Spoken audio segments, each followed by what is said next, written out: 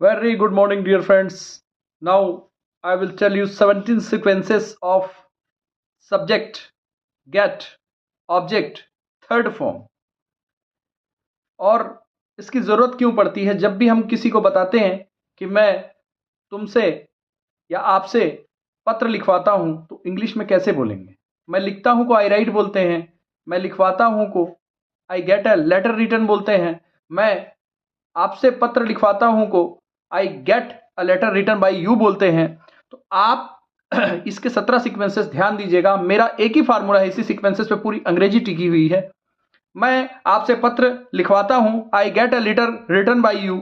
मैं आपसे पत्र लिखवाया था, गेट का गॉट हो जाएगा, I got a letter written by you. मैं आपसे पत्र लिखवाऊंगा, I shall get a letter written by you. मैं आपसे पत्र लिखवा रहा हूं, I am getting a letter written by you. मैं आपसे पत्र लिखवा रहा था, I was getting a letter written by you. मैं आपसे पत्र लिखवा रहा होऊंगा, I shall be getting a letter written by you. मैं आपसे पत्र लिखवा चुका हूं, I have got a letter written by you. मैं आपसे पत्र लिखवा चुका था, I had got you a letter written by you. मैं आपसे पत्र लिखवा चुका होऊंगा, I shall have got a letter written by you. मुझे आपसे पत्र लिखवाना चाहिए, I should get a letter written by you. मुझे आपसे पत्र लिखवाना चाहिए था, I should have got a letter written by you. मैं आपसे पत्र लिखवा सकता हूं, I can get a letter written by you. मैं आपसे पत्र लिखवा सका, I could get a letter written by you. मैं आपसे पत्र लिखवा सकता था, I could have got a letter written by you.